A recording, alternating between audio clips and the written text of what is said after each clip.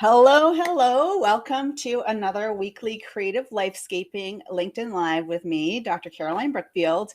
I am so excited to introduce you to this week's guest. So our guest is an elevator mechanic turned a stand-up comedian.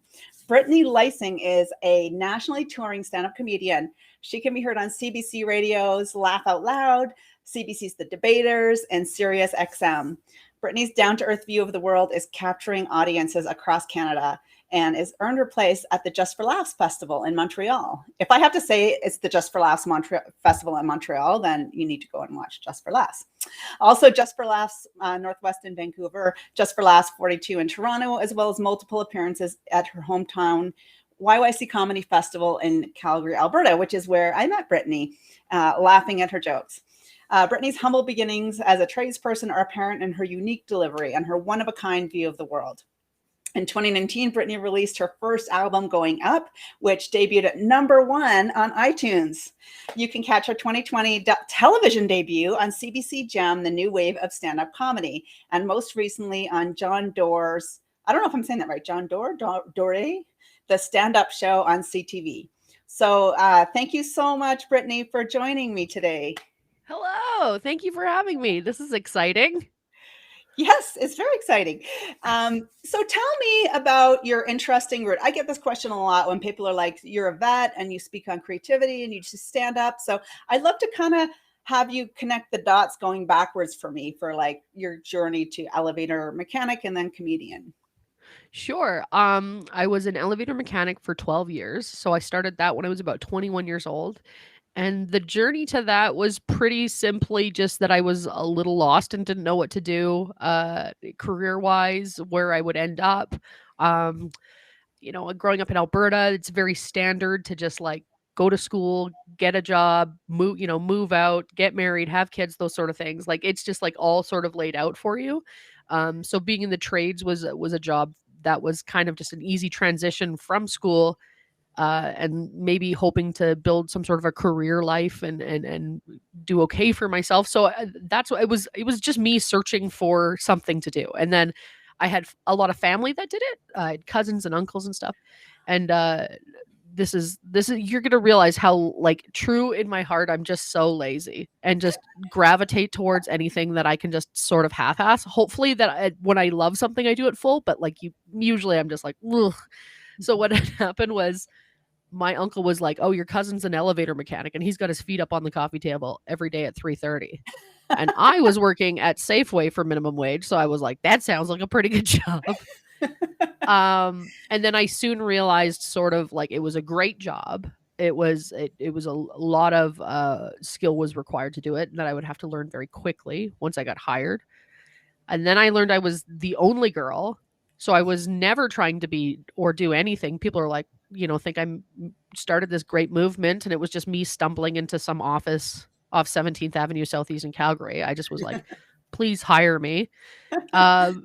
So then I did that. When I got there, I think it was kind of a shock to everybody because they were like, "Oh, you're the only girl. We've never hired a woman to do this job."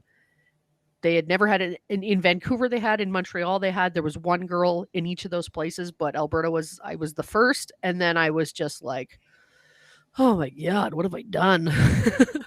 Now I really got to go through with this. And then I just sort of liked it, and liked the guys. And I, kind of grew up in hockey dressing rooms, and it was a similar feeling to that. I was just the camaraderie with the guys on site was sort of reminiscent of times I spent playing hockey, and I like doing that and just accomplishing something every day. So that's how I got there.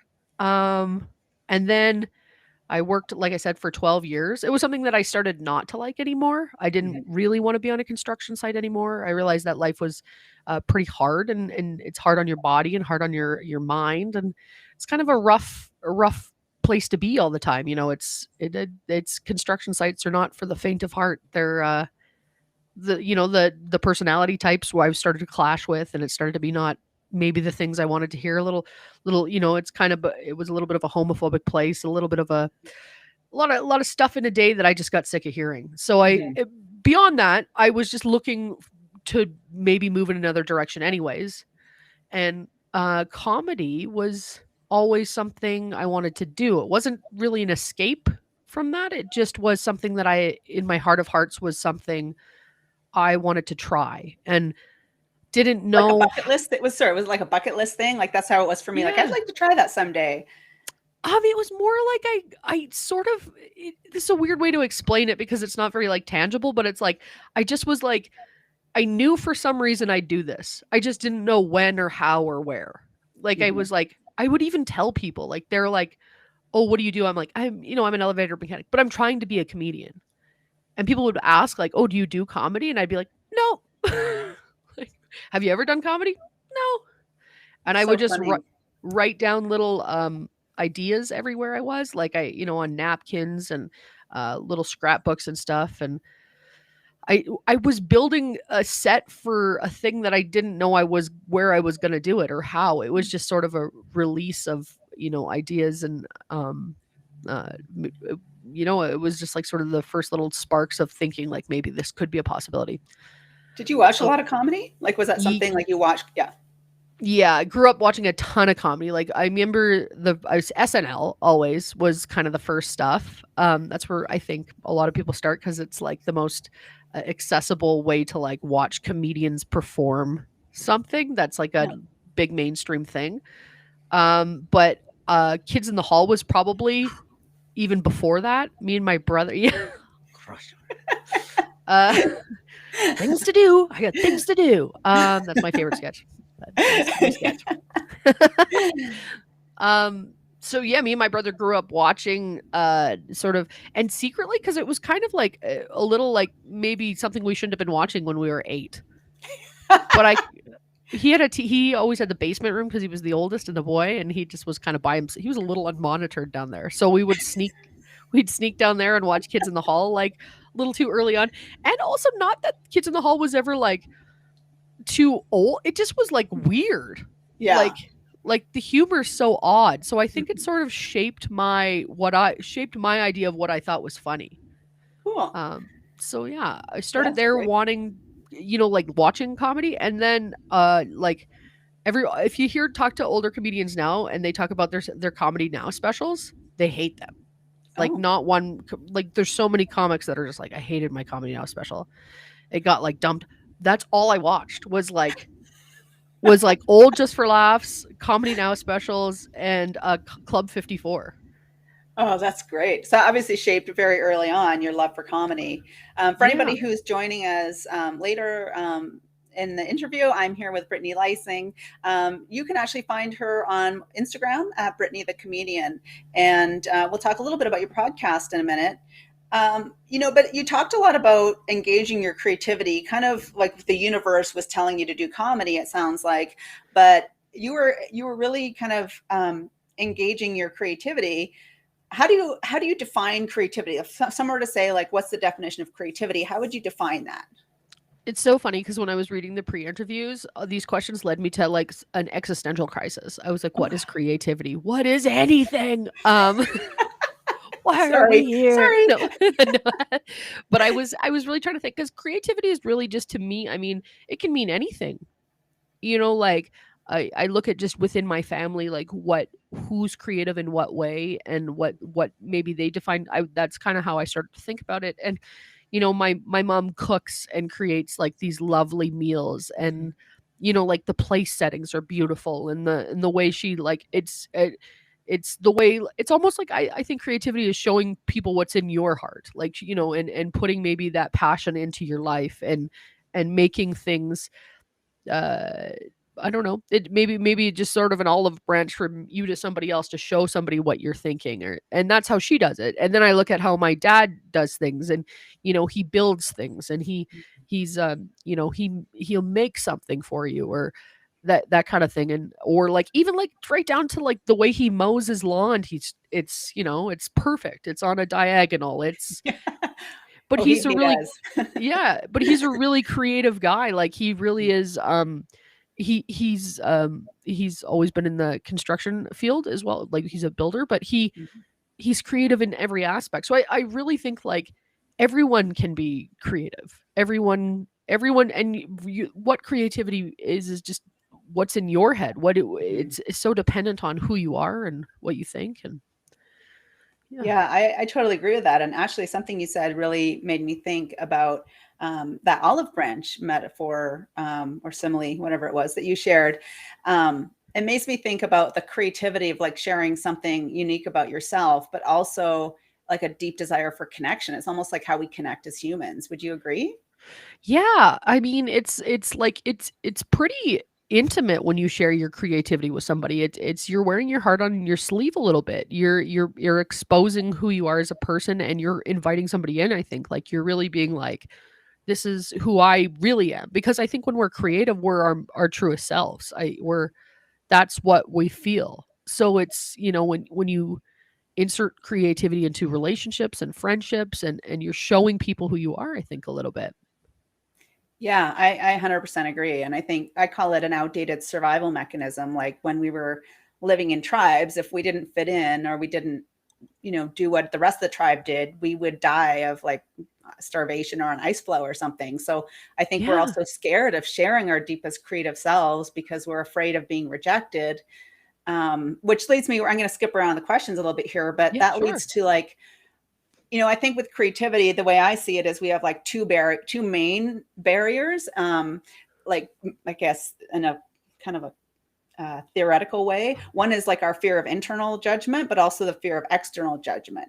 Like I don't know if you agree with that, and then maybe can you tell me how that interferes with your ability to be creative if it does, and then how do you get over that? Because obviously you're on stage on TV and national TV. So how do you Oh how does boy, that yeah. play for you as the comedian?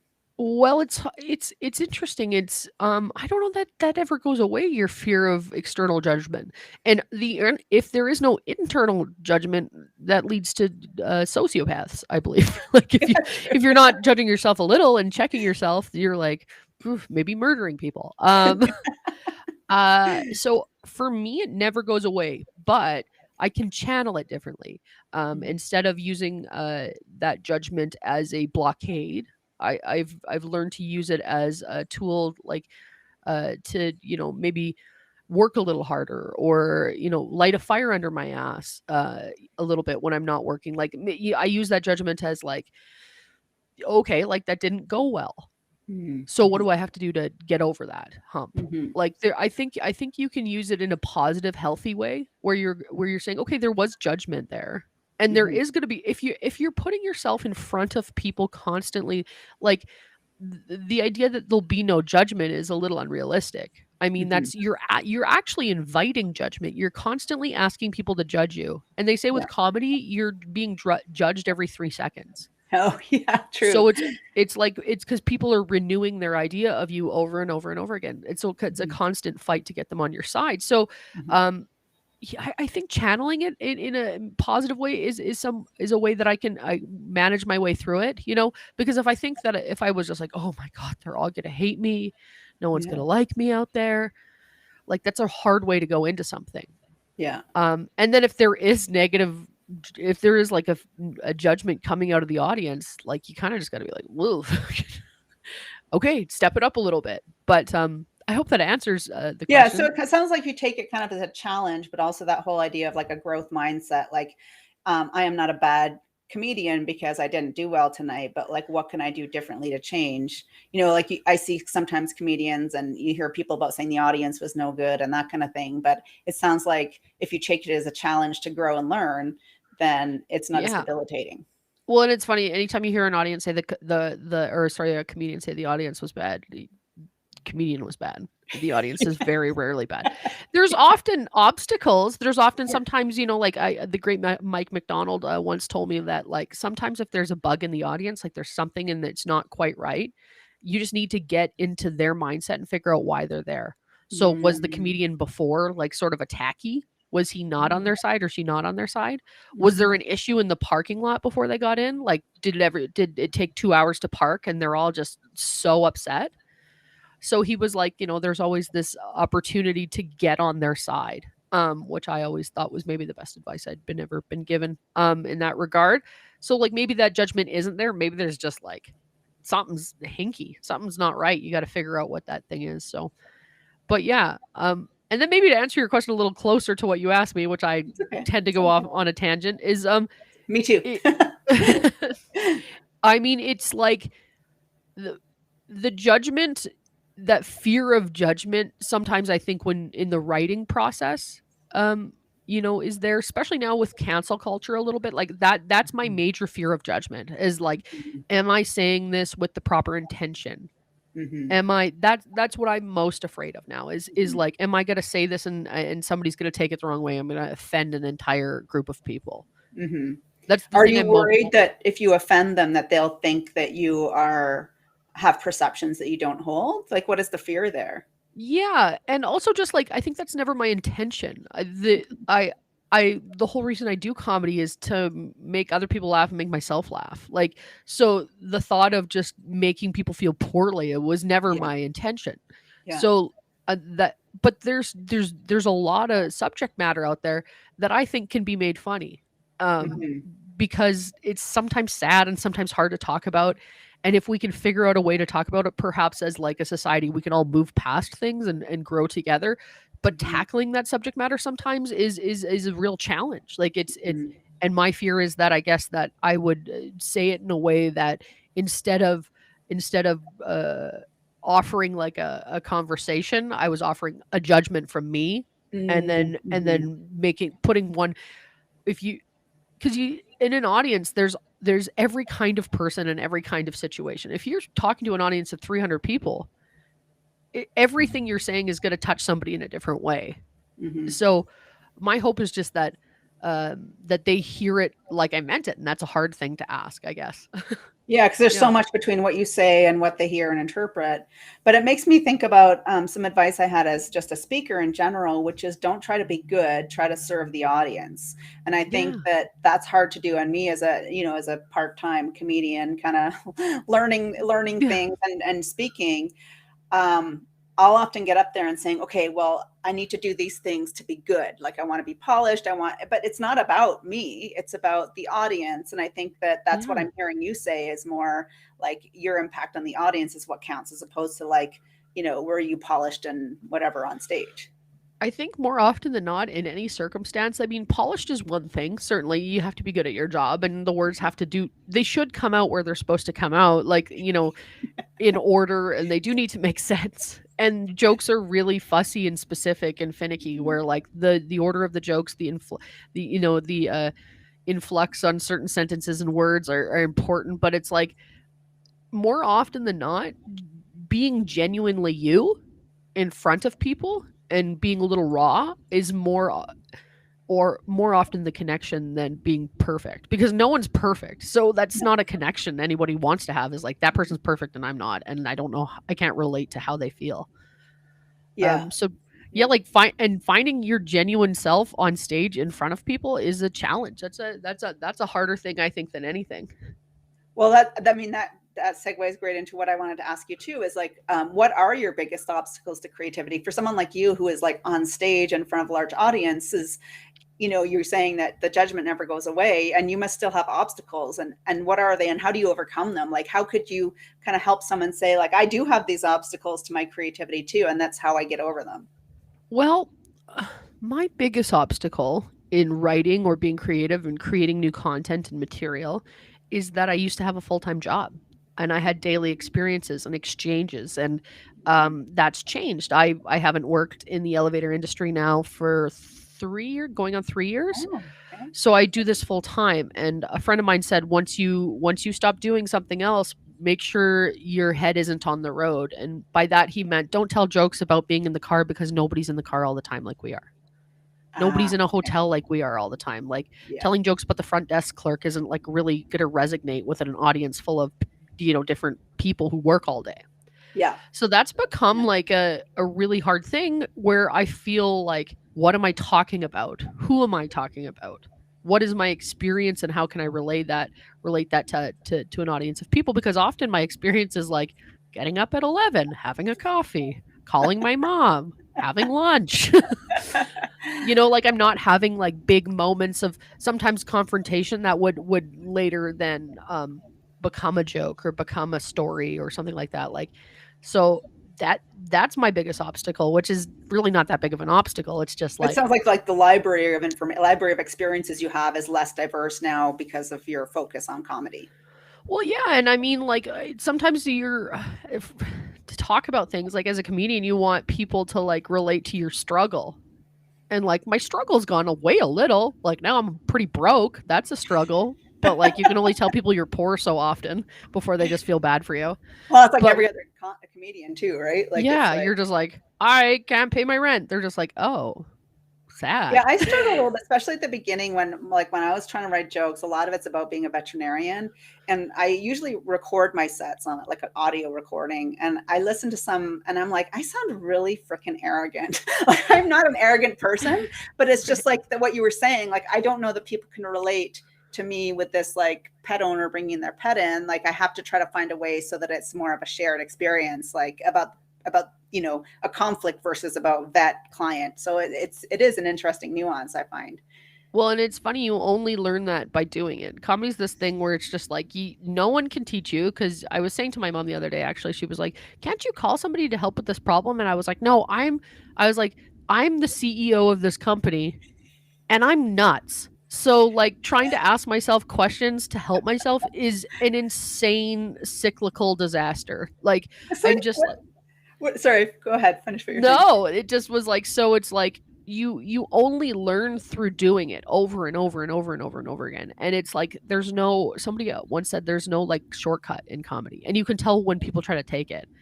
Because Oh, fame is not a shortcut. That doesn't make you a better comedian. It might make you more known, but yeah. like being on the road for days at a time and being in so many different audiences and hearing yourself talk to people, really you really start to hear how you sound to people. So Mm-hmm. then you mentioned feeling arrogant. Well, you're probably not arrogant, but you probably were just trying to project confidence Mm-hmm. and talk about something that's important to you. So it's like, but it's just like the repetition of doing it where you're like, oh, I just got to tweak that and do this. And then you just start to sound like you. And all of a Yeah. sudden you sound like you in front of people. And I think that's what the goal is. Oh, I love that exploration. And actually, that not everybody's going to go on stage and tell jokes in front of an audience. But what would you maybe tell somebody who wants to be more creative, who wants to take those chances to reach out that olive branch and share their personal selves in whatever way it is, whether it's like creating something like your dad or, a meal like your mom, like where would you suggest that they start as far as like, I love your idea of repetition and this idea that there's no shortcuts. So how do you start? Like starting is often the hardest thing. Starting is absolutely the hardest thing. And then starting is the hardest thing with anything. Starting is the hardest thing with exercise. Starting is the hardest thing it's with everything, changing your life in any way because we're so habitual and we're so comforted by the same, knowing, having an expectation of how it's going to turn out and being creative. There isn't really, what's the end? You don't know what it's going to be. You can't guess it. And I think that's what scares people. I think like not knowing how people will feel about your creativity, or feel about, and like we discussed earlier, like it's a really intimate part of yourself to put on show. So I think the easiest way to start is like honestly jump in, do it. Yeah. It sucks at first because you know what, no matter what you're doing, like it's not going to be great the first time. No. So Do you know Brene Brown? Do you follow any of her work at all? She's like a researcher. She has a TED Talk. I listen to My Favorite Murder and they reference her all the time on that show. Oh. Yeah. So she has a term called effing first times. Yeah. And it's exactly what you're talking about. She talks about like it's going to suck the first time. So you just have to know it's going to suck and be like, oh, this is it. This is me sucking because it's the first time. Does that sound like kind of what you're saying? Yeah, but also too, like in saying that, like just to contradict myself over and over and over again. When it is complicated. I'm just gonna put that as like personality type instead of relationship status. Uh, doesn't know what she wants. It does suck sometimes, and most of the time it's not good. But also, it's your first time. You don't have a reference point. Mm-hmm. That's you're just starting off the blocks. Yeah. So you don't know what it's going to be. So it's No. like no, having the expectation, all you have to do is just try. Yeah. It's like silly and cliche as that sounds, just try. Like, you don't I would know. say it's like channeling your like 5-year-old, because they're clueless about the world and about people's judgment. They just do new things all the time. But when we get to our like even 20s, 30s, 40s, we're not used to sucking or doing something new. So it's uncomfortable. I'm just watching my nephew. He's 2 and he's just growing up, and I've had a lot of kids in my life, lots of kids, lots of cousins, kids and stuff like that. But he's my first, like, my brother's child. So we're like all very excited. So, and I get to watch him a little bit closer than I would of anybody else. And watching him sort of discover what people think of him is very funny. Like, he'll do a thing and then sort of look at you for reassurance. Yeah. You know, like, was that okay? Like, even when he does something bad, was that okay? Was that not okay? Like, I'm just looking for answers. I don't know what any of this means. Like, I think that's me in a nutshell. I'm like a 2-year-old at a not so 2-year-old body. I'm just like pushing boundaries and constantly checking if it's okay. And when it's not okay, sometimes that gets me a little high. Like, I'm like, oh, not okay. Why isn't it okay? Why does this bug you? Like small risks, right? Yeah, and I saw him. I took him out for ice cream, probably too late. But then he came home and was wired. And then he jumped into the kiddie pool with all of his clothes on. It was like 9:30 at night. But he did it for a reaction.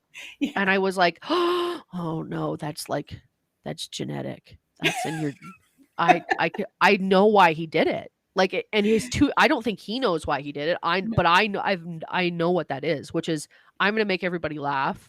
Yeah. Because it makes me feel good when they're all laughing at me. And it worked. He did it, and it was so random, and he just jumped in there, and I bet we laughed for 35 minutes straight. And he was like, okay, I'm ready for bed. I'm exhausted. And that's how I feel every time I get off stage. I'm just like, that was a lot to handle. You almost need to bring like a kiddie pool with you on stage. You jump in after. Like, very Gallagher-esque, just a watermelon in a kiddie pool. Exactly. Prop comic. All right, I want to talk a little bit about your tell me like a little bit about your podcast. So you have this Life Pairings Podcast. You can find it at Life Pairings Podcast, lifepairingspodcast.com, but also on Spotify or iTunes or any of the podcast listing areas. So just tell me, give me like what happened, how did this start, and what do you do on it? So, my friend and I, Carla Richards is her name. She's a very talented sci-fi writer, novelist, and she's a little bit more cerebral than I am, and I'm a little more just like, why are we even doing anything ever? So she's very much the brains of the operation. What it is, and just for a little context, we've been friends since we were about 18 years old. So, for quite a while now, almost 20 years. So you have dirt on each other. Oh, we've got dirt. Yeah. And we don't take each other's shit. So it's very funny. Like, it's a lot of just being like, what? Is that true? So what it is we pair life events with alcohol.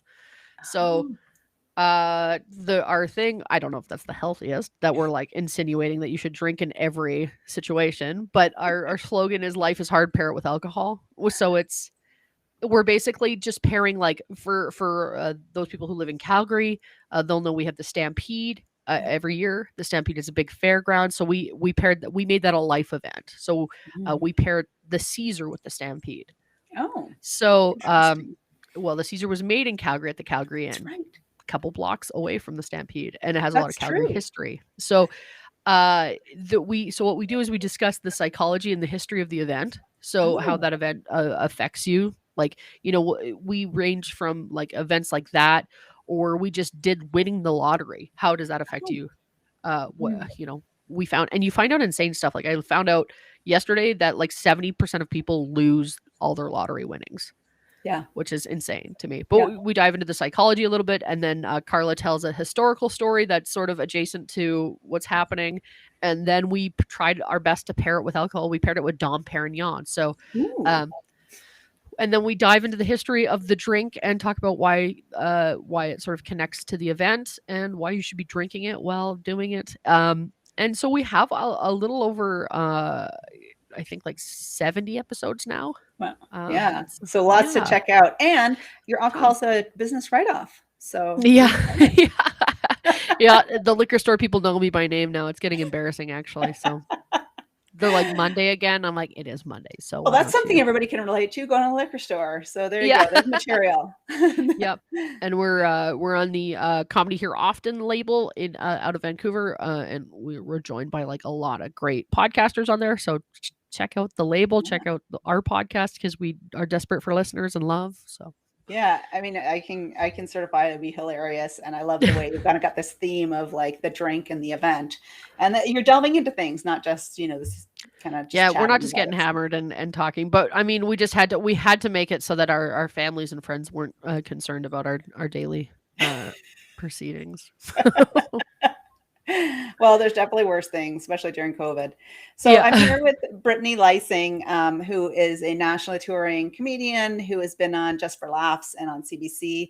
And I've had a great time talking to you about your creative journey, helping people understand that everybody has judgment, and there's never a bad time to start. It's always going to hurt the first time you do something. So whatever that is, and that I love your comment about the olive branch of creativity and how we use our creativity to connect with people and share our unique selves with the world. I totally agree with that. So this time, I forgot last week, but this time I'm not going to forget. So every week, except for last week, we do a truth or dare. And Brittany, you've chosen a truth. So share something, a truth about something that happened to you that might be a little embarrassing or left you feeling a little like uncertain. A little raw. I can tell you about the time my best friend Lena, who I've been friends with in the second grade, we went skiing as children as a part of a school trip, and we had done like the last you're supposed to be doing your last lap and go to the bus, but she was like, let's go up for one more, and I was like, I gotta pee, and she's like, we don't have time for that, and I was like 9, so I was just like clearly just peed my whole pants on the way down. And then we had like a 2.5-hour bus ride back. Oh, no. And then to this day, still my very best friend in the world, she took off her ski jacket in -30 and laid it over my lap so that nobody on the bus could tell that I had peed my pants. But the whole time she just whispered in my ear, she was like, "You stink, dude. You're so gross. You smell." And she still brings it up every chance she gets. And it's a great story. And it's a story about love and friendship and how I smelled for 4.5 hours. Such a paradox of love and shame at the same time. That's what love is. That's just like, if anyone really loves you, they're needling you all the time. Just like, you smell. And now my coat smells. I want you to know I love you, and I don't need anybody else to know, but I want you to know what you did. Well, that is a true friend. Sure. Yeah. So thank you so much for joining me on our creative lifescaping. I think you've given us a lot of ideas on how to, connect with our creativity on a daily basis. You don't have to quit and become a stand-up comedian like Brittany, but channel that courage to step into the unknown and share your creativity. And please check out Brittany's comedy. You can find her on Instagram at Brittany the Comedian, and she's got a bunch of videos if you Google her name to watch some of her hilarious comedy. And I can't wait to see you on another stage sometime soon. Thank you very much. Thank you so much for having me. What a joy this has been. So I hope you have a great week. Yes. Thank you so much. Okay. Bye.